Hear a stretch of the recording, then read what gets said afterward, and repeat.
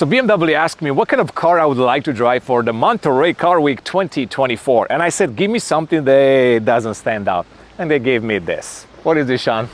2025 LCI M4 in mint green. Mint green. So if you care for a mint, this is it.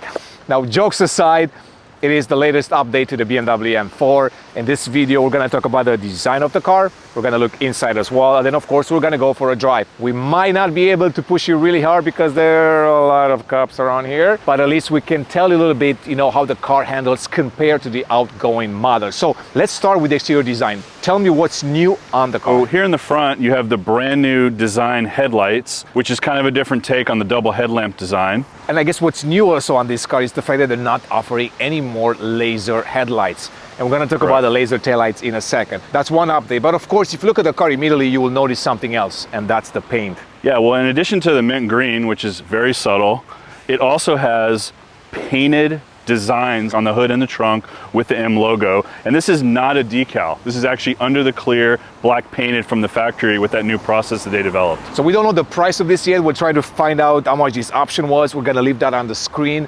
But nonetheless, it is striking. It definitely stands out. And a lot of people that stopped us today to ask not only about the car, but about the decal painted as well. So what else is new on the car? From the front, really nothing else, right? I mean, it's your typical BMW M4 design. It's still got the beaver kidney grille, can we call it that?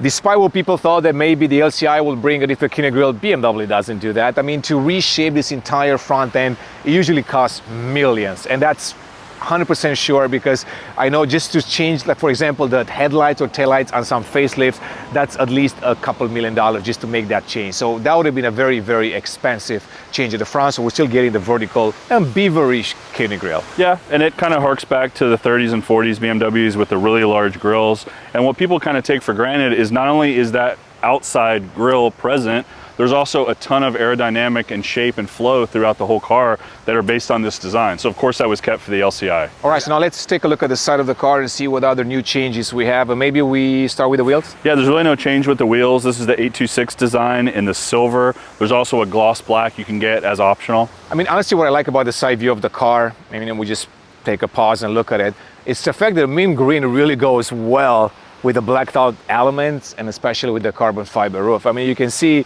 it definitely stands out, but at the same time, that black kind of brings it in and kind of downplays the color a little bit. Yeah, it's a nice contrast, and it's nice with the windows not being tinted. You can kind of see in that white interior, that ivory color that sort of, ties in everything with the build. And being a fully spec press car, of course, they always include a carbon fiber roof, which I think if you're buying this car, you have to get it. I know it's part of a carbon fiber package and it gets quite expensive, but it's a nice option. Now let's talk about the rear end, because there is an update that I love, but at the same time, it's a little bit controversial, and that's the laser matrix taillights. They look cool on the car, of course, but people that bought the M3 CS and M4 CS, they were complaining a bit about this because they were paying a lot more money for something exclusive. And now, in typical BMW way, they decided to offer this on the regular M3 and M4. When I first saw it on the M4 CSL, it really updated the rear end on that car and really changed it. So I think that's why BMW brought it over to the standard or the comp models now. And it's also cool. Honestly, we always want to have this exclusivity. I mean, I went through this story with the 1M. It was a Valencia orange that was specific to the car than it was, and it was on the X1. But if you have something cool, maybe you want to offer it like more mainstream so people can actually put it on their car and you can actually get to enjoy it a lot more than the 300 units that you get on the M3 CS or M4 CS. And I think BMW tests certain things, and when people love the taillights, they knew it was time for them to roll it out to everything. Yep, so exactly. You never know. Other than that, of course, typical design, nothing has changed. You still got the same exhaust right here, 110 millimeters pipes, I believe. Of course, you got this very solid spoiler. You can spec the M carbon fiber one as well. And then, of course, you still have these painted lines right here, which I'm pretty sure they connect to the front to give you this nice fluid look. And then, another update for the rear is they actually changed the M4 badge. So on the M4 badge, it now has a silver trim, which on a more dark color car, like a black or a dark blue, you can now really see the badge from far away, which was an issue in the past because it was just kind of a blob. All right, so with that being said, let's go for the drive. Let's see what the car can do, and then we'll talk about the interior design after that. Let's do it. All right, so now it's the fun part, driving the car, because we want to see if this car is actually better than the outgoing M4. Well, let's talk about what's under the hood and what has changed there. So Sean, let's start with the specs. Yeah, so the LCI has 523 horsepower, which is 20 horsepower more than the outgoing M4, and has 479 foot-pounds of torque. And it's a little bit quicker, 0 to 60 in 3.4 seconds. Now the question is this going to make a difference in daily driving, right? 20 horsepower might seem like a lot, but when you're looking at 500 plus horsepower, it might not make a huge difference. In my opinion, I think you're only going to see those 20 extra ponies if you really push the car to the limit. If you go on the track, clearly you will see that, especially in a straight line. But I do expect the driving behavior to be somewhat similar to the outgoing M4 Competition xDrive. Driving around the straight, torque is what matters, and without a change in the torque, you're really not going to feel a difference. But definitely on track, you'll get higher mile per hour on the straights, probably a faster time, and that's why the 0 to 60 time, I think, is a little bit quicker with that 20 more up top. Honestly, there are no changes, right? I mean, they saved all the software tuning and some hardware changes for the M4 CS and M3 CS. This is really just your typical M4 competition. If you use the car by now, then you know exactly what to expect. And xDrive, right? But you can switch that off and you can go into a rear-wheel drive mode. Of course, it's a little bit heavier, so sometimes the purists still like the base M3 and M4 with the 6-speed manual and rear-wheel drive. But I always think that the xDrive version of the M4 and the M3, it's like, you know, a Swiss Army knife, because you can use it year long. You can have fun with the car, tons of grip on and off the track. And just like, you know, all the other M3 and M4s, of course, you can adjust some of the settings. Right now, I set up my M1 button to have the most aggressive setting. Of course, I can't really push it right now, but we'll have a chance to really push it and see what it can do. But essentially, I'm in Sport Plus all the way right now, and Sport for different settings. So the chassis, the suspension, the brake, and also the shifter. Of course, the 8-speed automatic. Some people love the DCT, and I get it. There's some advantages to the DCT, right? And I think I've talked about this in the past quite a bit. But when it comes to the 8-speed ZF transmission, it is really, really one of the best that's on the market. I've come to be a lot more fond of the auto trans than the DCT, really, to be honest. If you didn't know, I mean, if you didn't have a discussion and it wasn't announced that this was an auto trans, I think most people would just believe it was a DCT because of the quick shifts and everything, especially in this particular M4 with the carbon bucket seats and just the sporty nature of the coupe. It's a great car, and this is one of BMW's best. I mean, I have a love or hate relationship with these seats. As much as I love them visually, because I really, really do, every time I drive the car, I'm like, wow, I will never get the car with carbon bucket seats for a single reason. Not because of this notch in the middle, you know, it's weird, I get it. It's just because if I have to get in and out quite a bit, then it just becomes annoying. So if it's a daily driver car, then I'll probably stay away from them. If it's a fun weekend car or a track car, I would definitely get a carbon bucket seats. Visually, they're absolutely stunning. Based on the cars that I've had, the G80 and then I had the M2, longer distance, the carbon buckets are actually more comfortable than the sport seats.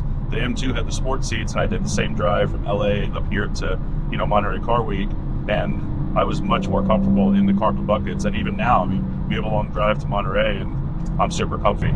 Yes, I mean, as a daily driver, because we're talking about daily driving right now, honestly, extremely comfortable. As I said, you can downplay a little bit the settings, you can downgrade them if you want, and you get a very comfortable ride. Of course, the steering changes quite a bit as well. It gets a little bit softer, a little bit more numb.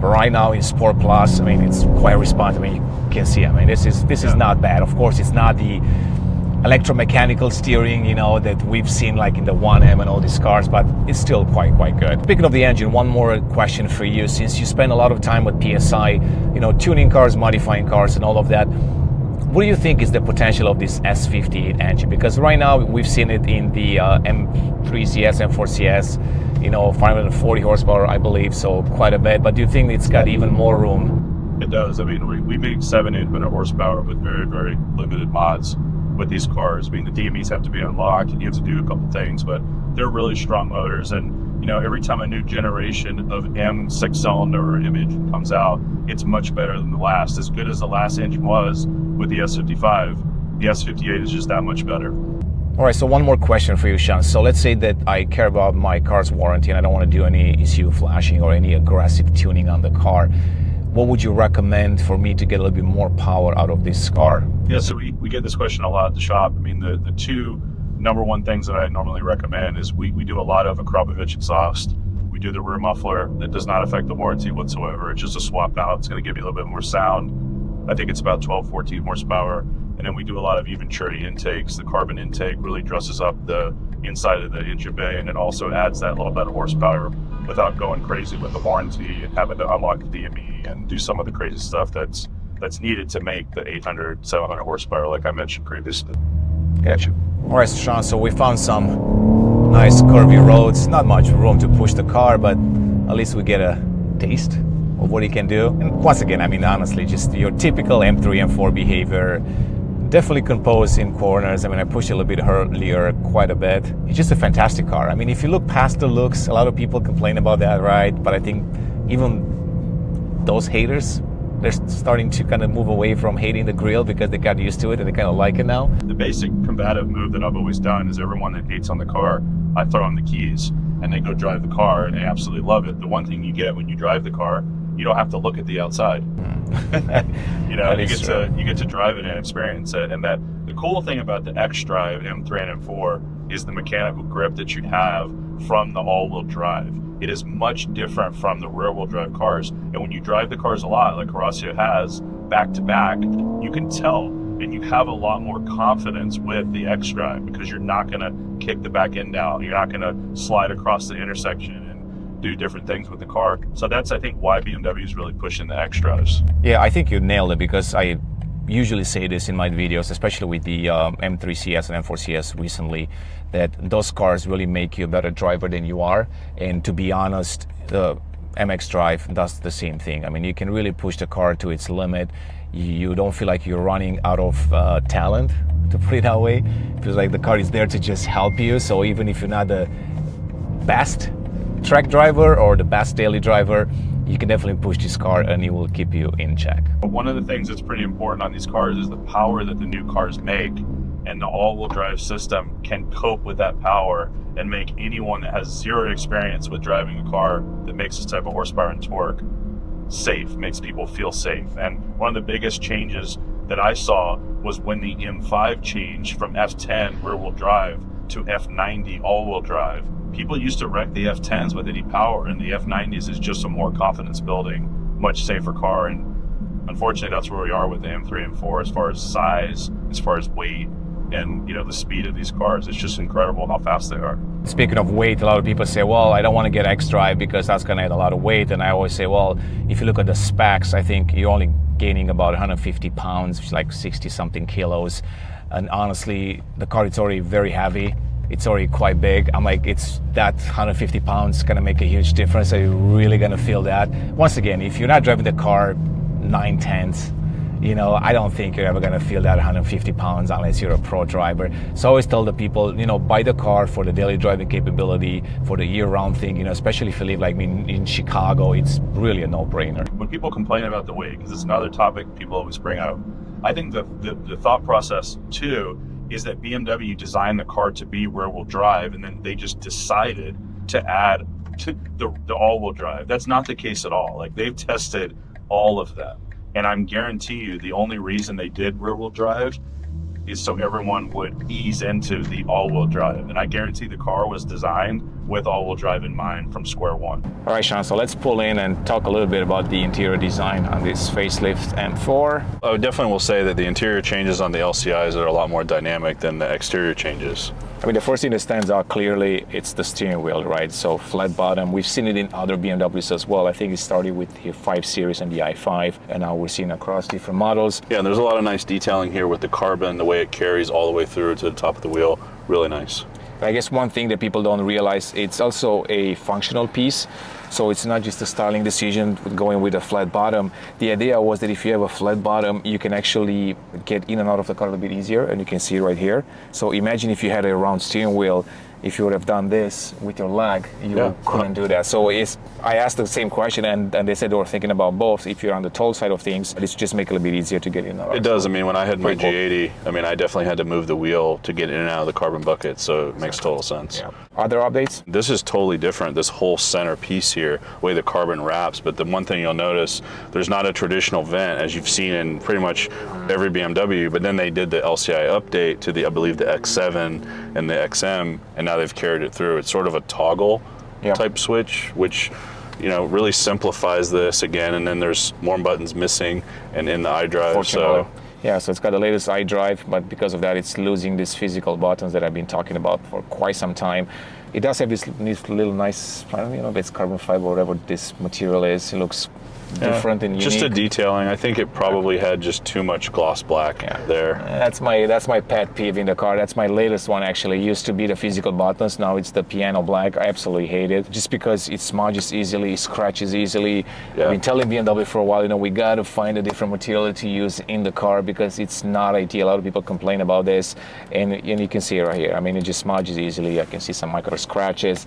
Honestly, I think it's time to move away from piano black, not just BMW, but other brands as well. Yeah, and one of the other things you'll notice is they've actually removed the M3 and M4 logo from the center console. It's now literally a blank place. I wonder why. And they filled it in with something just for you, more piano black. More piano black. Thank you, BMW. Love it. Other than that, really no changes. I think they do have a little more trim options and upholstery options, but I don't know all of them. But other than that, the interior design, it's really identical to the outgoing version of the M4 and the M3. This is optional, I believe, the carbon fiber. It's not something that comes standard, but you can get other trim as well in there. Yeah, and this is the final iteration of the current generation M3 and M4. So if you guys love your first gen car or non-LCI, now's the time to pick up the Keeper, and you'll get these new options with it. So let me end with this. I've said this starting with the F80 generation that the competition models are usually the sweet spot when it comes to M cars. We've seen this on the F80, we've seen it on the F87, and now of course on the G80 and G82. It truly feels like a different car than the base M3 and M4, and if you don't drive them back to back, you might not realize that, but honestly, once you get behind the wheel, you do feel like you're driving a little bit more of a special car. It's not as tuned up as a CSL or as a CS, so for daily driving, I think the competition, it's really is the sweet spot in the lineup. Yeah, I would agree, and it really has the dichotomy of being a daily driver in one hand and then being a track weapon on the other without compromises, because you compromise things with the CS, with the cup holders, and some of the seating and all of that. And in a typical BMW fashion of doing things, they might move away from competition models. We have not seen one on the G87. There is none coming based on what I know. And then on the M5 competition side of things as well, I think they're going to jump straight from an M5 base M5 to an M5 CS. I guess the idea there is they decided to kind of start up with the base model a little bit higher as far as the tuning, the power and all of that. So there is not a lot of room in between to kind of fit a competition model. So if you do want a competition model, this might be the last one maybe. So that was a quick overview of this car. Thanks for watching, guys, and we'll see you in the next one.